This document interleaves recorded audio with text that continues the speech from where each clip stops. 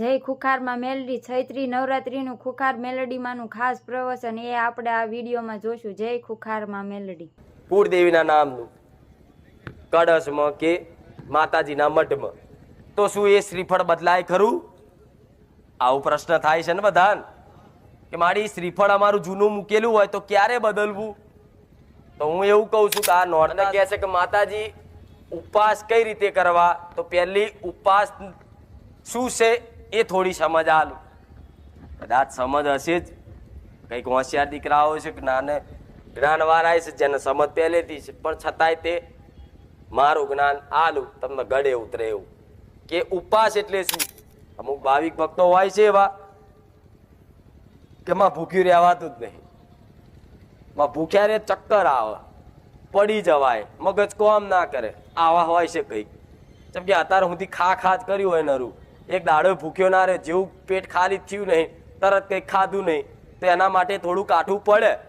પણ ના રહેવાય, ના થાય ને છતાંય નિરાશ ના થતા, ના થાય ઉપવાસ તો એના માટેનો એક ઉપાય બતાવું છું.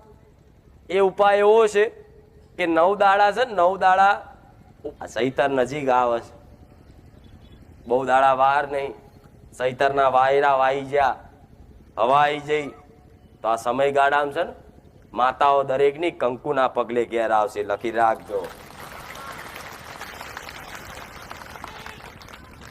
આ ચૈતરમાં, આ 9 નોરતામાં ભલે રામ જહુ માતાને, આ ચૈતરના નોરતામાં પોતપોતાની માતાની શક્તિ પ્રમાણ ભક્તિ કરજો, દરેક ઉપવાસ કરજો, એને રીઝવવાના કોશિશ કરજો, તમારા ગુનાઓની માફી માંગજો. કે માં અમે તો માફી રોજ માગીએ છીએ, માં અમારા બધા ગુના માફ કરી દેજે. પણ બધા ગુના નહીં, વેણી એક એક ગુનો માગો, માફી માગો. કે માં ભૂલથી આ મેણું મારી ગયું, માં ભૂલથી આ સોગંદ ખાઈ લીધી. એ રીત અલગ અલગ જેમ વિચાર આવે ને એમાં અલગ અલગ માફી માંગો. બધા ટોપલો ભરીને હંગાત ગુના કર્યા હોય માતાને માથે ના પડશો કે લે માં બધા ગુના માફ કરી દે. આ શું ખોટું? આજના માણસો તો બધા આખા ગામના પાપ કર્યા અને કે માં લે તારા થાય એવું તો બધા નહીં માગવા. માં અમને સમજ છે ને એટલું અમે તને માફી માગીશ, બીજું જોણે અજોણેમાં ભૂલ ચૂક થઈ હોય ને તો માફ કરજે. પણ આ નોરતામાં તારા ઉપવાસ કરીશું, તારા ઉપવાસ કરી અને આખા વર્ષ જે તે ગુના થયા છે અમારા વડવાઓના માં માફ કરજે. સ્પેશિયલ એના નોમથી ઉપવાસ કરીશું, અમારે બીજું કશું જોતું? બીજું બધું તો જોતું જ હોય પણ એ સાઈડમાં રાખો. બધાને જોતું જ હોય, એમને તો માતા કોઈ સાંભળે પણ એ મળશે જ, ઓટોમેટિક મળશે. પણ એને સાઈડમાં રાખી, અરજી સાઈડમાં રાખી અને તમારા કરેલા ગુનાની માફી પેટે ઉપવાસ કરવાના છે. કઈ રીતે કરવાના એ બધું કહું છું, પણ ઉપવાસ કરશો ને અને એના નામથી કરશો ને તો દેવી શક્તિને જે તે તમે ગુના કર્યા હશે, તમારા વડવાઓ કર્યા હશે, નાના મોટી ભૂલ થઈ હશે, તો માતા છે ને કે આ 9 નોરતામાં એક જ આશીર્વાદમાં, એક જ દ્રષ્ટિમાં તમારા બધા ગુના, બધા પાપ બારી ભસ્મ કરી નાખે. એનો માતાઓ કહેવાય. કરી નાખે કે નહીં? માતાજી નોરતા આયા છે તો શું કરવું? નોરતા સમની ભક્તિ કરવી, કેવી રહેણી ગેણી પાડવી એ થોડી સમજ આપી દઉં તો ઘેર જઈ અને મારા કીધા અનુસાર પાલન કરજો. પાલન ના થાય તો કોશિશ કરજો, કોશિશ ના થાય તો મન માતાને પ્રાર્થના કરજો કે માં ઉપવાસ કર્યા છે મારી માતાના, મારી મહાકાળીના 9 નોરતા, પણ માં થોડી સહાય કરજે. ખુખાર મેલડી નોરતા પૂરા થશે ને ઉપવાસ સફળ થશે ને માં તો તને શ્રીફળ, ચુંદડી, અગરબત્તી અને કંઈક પેડા ધરાઈશું. તો તમારા ઉપવાસમાં તમારું ધ્યાન રાખીશ, તમારી કેર કરીશ. ઇંગ્લિશમાં એવું કે ને એમ તમારે હાચવીશ તમને ઉપવાસના સમયગાળામાં. 24 કલાક તમે મને હોપ્યો છે ને કાર્ય, તો 24 કલાક તમારી આજુબાજુ રહીશ.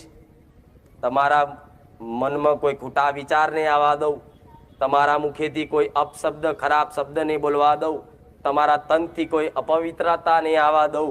આ તન મન અને વચન આ 3 વસ્તુથી 9 દાડા જો કદાચ પાલન રાખ્યું ને તમારી માં બાથમાં ગાલ દેશે. આવું કહું છું મેલડી. તો બધાના ઘેર અતાર દીવા થાય છે. કોઈ મોટા મઠમાં કરતું હશે, કોઈ નાના મઠમાં કરતું હશે, કોઈ લાકડાના મંદિરમાં કરતું હશે, કોઈ આરસપારના મંદિરમાં કરતું હશે, કે કોઈ પાટલી પર કરતું હશે, કોઈ ખાલી ફોટા મૂકીને કરતું હશે. પણ બધાના ઘેર દીવા થાય છે ને, અને બધાના ઘેર કુળદેવી હશે જ. બધાના ઘેર એની ચઢવ માતા પૂર્વજ સિકોતર બધી બેહાડેલી જ હશે. પણ આ નોરતા એ ખાલી દેવી શક્તિ ના છે, જે તમારા બાપ દાદાની પૂજેલી માતાઓ ઘેર બેઠી છે. હવે કેટલા દાડા રહ્યા? 2 દાડા 3 દાડા 2 દાડા ને. તો આજે કહું ને તો કાલે જ પાલન કરજો. તો વચ્ચે થોડું આજે અડધા તો એટલે જ આવ્યા છે કે મારી હાથ પ્રવચનમાં કહી દે થારું અમારું. પહેલા તો તમારું ઘર એક મંદિર કહેવાય. વાપર્યું છે ને કે ઘર એક મંદિર છે. તો તમારા ઘરના મંદિર સમજી અને તમારું ઘરની આખી સાફ સફાઈ કરજો, ચોખ્ખાઈ કરજો. જેમ કે દિવારે ચેવા બાવા ચોટેલા હોય તો બાવા સાફ કરે, ધૂળ ચોટેલી તો ધૂળ સાફ કરે. એવી રીતે આ એક નવું વર્ષ જ કહેવાય, વિક્રમ સંવત. એવી રીતે આ નવા વર્ષમાં તમારા ઘેર તમારી માં બેઠેલી હોય તો એના માટે આખા ઘરની સાફ સફાઈ કરી, આજુબાજુનું ઘર બધું સાફ કરી, ચોખ્ખું કરી, ઘરમાં એક સોનામણી છોટી દૂધની છોટ નાખી અને તમારી માતાજીનો જે તે મઢ હોય ને એ મઢ ઉતારી અને એકદમ સાફ કરી, ફોટા ચોખ્ખા કરી અને દીવા બીવા ધોઈ અને પહેલા દાડ તમારી માના નોમથી કુળદેવીના નોમથી દીવો કરજો. 100% તમારી માનો હાથ પકડીને લઈને આવીશું મેલેડી.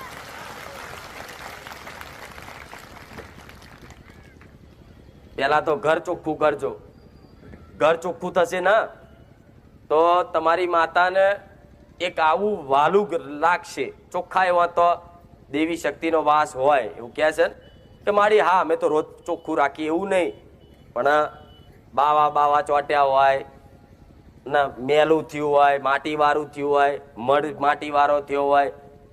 જેમ કે આખા વર્ષ તમે પૂજા પાઠ કરી હશે ને તો કેટલું બધું ધૂળ ચોટી હશે. તેવી રીતે માતાજીનું એક ઘર છે, એક મંદિર, એ સાફ કરજો. અને કોઈને કહેશે કે માતાજી અમારું નવું છે, જૂનું છે લાકડાનું મંદિર, તો નવું લવાય તો હા લવાય. તો કહેશે કે આમાં માતાજીની રજા લેવી પડે, તો ના, રજા લેવાની જરૂર પડે. બધાને તો એ ડર લાગે કે લાવો આ લાકડાનું મંદિર છે નવું લાવું, પણ કે માતાજીની રજા લેવી પડશે. માતાજી રજા આલે તો લાવીએ, નહીં તો આપણો કોઈ ગુનો થઈ જશે.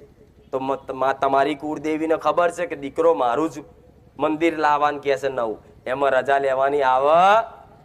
પ્રાર્થના કરાય કે માં આ મંદિર થોડું જૂનું થઈ ગયું છે, કલર બરલ ઉડી ગયો છે માં, તો માં નવું મંદિર લાવું છું તારા માટે, તું મારા મગજમાં વસીને તને ગમે એવું મંદિર તું મને બજારમાંથી લઈ આલજે. તો તમારી માના આરસપારનું ગમતું હશે ને તો તમારા મગજમાં આરસપારનું લાવડાવશે. હું મેરડી આવું કહું એટલે તમે નવું ઘરમાં મંદિરે લાવી શકો છો, બદલી શકો છો. બીજી વસ્તુ, તમારા ઘરમાં ફોટા હોય, ફોટા કદાચ વર્ષોથી એક જ હોય, તેનો કાચ બદલવો કે એને ચોખ્ખો કરવો, આ બધી સાફ સફાઈ છે ને આ કાલના દાડામાં કે આજે ઘેર જઈને કરી દેજો. આ નોરતા ચાલુ થાય એના પહેલા, બરોબર. હવે આટલું કર્યા પછી કહેશે કે માતાજી અમે કુળદેવીનું શ્રીફળ મેલેલું છે, કંઈકના ઘેર મૂકેલું હોય છે, અમુક નહીં મૂકતા, પણ વધારે ટકા લોકોમાં ઘેર શ્રીફળ મૂકેલું હોય છે કુળદેવીના નામનું, કળશમાં કે માતાજીના મઠમાં. તો શું એ શ્રીફળ બદલાય ખરું? આવો પ્રશ્ન થાય છે ને બધાને કે મારી શ્રીફળ અમારું જૂનું મૂકેલું હોય તો ક્યારે બદલવું? તો હું એવું કહું છું કે આ નોરતા છે ને ચૈતર, આ 9 દાડામાં તમે તમારી માતાજીનું શ્રીફળ ગમે તારે બદલી શકો છો. તેમાં દેવી શક્તિ યાત્રા થશે.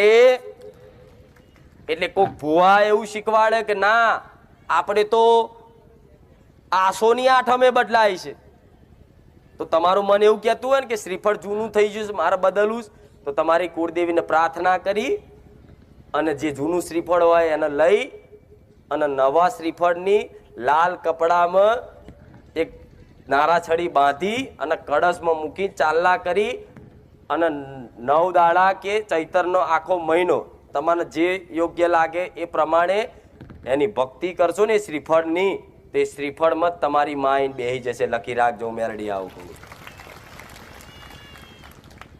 શ્રીફળમાં જ તમારી માઇન્ડ બેહી જશે. લખી રાખજો, મેરડી આવું કહું. કેટલાના ઘેર શ્રીફળ મેલેલા જોજો, કેટલા બધા.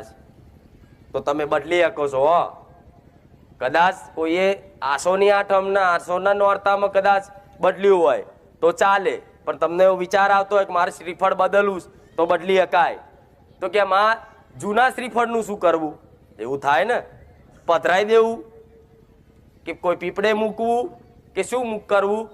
તો જૂનું શ્રીફળ તમારી માતાજીનું ઘેર મૂકેલું હોય અને નવું શ્રીફળ મૂકો ને એ ટાઈમે તમારી માતાને પ્રાર્થના કરી કે માં શ્રીફળમાંથી તું આ શ્રીફળમાં આવી જા, અને જે જૂનું શ્રીફળ હોય ને એને ફોલી અને એનો જ પ્રસાદ કરીને એને વધેરી દેવાનું. હું મેલડી આવું કહું છું. એટલે તમને પધરાવાનો કોઈ દોષ લાગે? પધરાવો તો કદાચ દેવી શક્તિ યાત્રા જ થાય. કોઈ પણ દેવી શક્તિનું શ્રીફળ પધરાવાય, પણ આપણે જૂનું હોય એને ફોલી દઈએ અને પછી એને તે વધેરી કે એમાં સ્વીકાર કરજે, આ તારું તને આલું. ભલે અંદરથી કદાચ નારિયેળ ના નીકળે હું કહી ગયું હોય ને તોય ચાલશે, સ્વીકાર કરી લે છે. બરોબર. હવે શ્રીફળ મૂક્યા પછી તમારી જે પૂજા વિધિ હોય, મને બહુ વધારે નહીં કહેવું, તમે એટલા બધા ડફોર નહીં કે પૂજા કેમની કરવી એ ખબર ના પડે. 5 ચાલા કરવા, સાથીઓ દોરવો, ચોખા ઘઉંથી એના વધામણા કરવા, એ બધી તમને સમજ છે એટલે એ બધું નહીં કહું, પણ સીધી વાત કહી દઉં. એ કળશ મૂકો ને તારે તમારી માતાજીનો ભલે આખું વર્ષ તમે અખંડ દીવો ના કરતા હોય, આખું વર્ષ તમે 2 ટાઈમ દીવા કરતા હોય, પણ આ 9 દાડા તમારી કુળદેવીનો અખંડ દીવો 100% રાખજો. આ મારો હુકમ છે.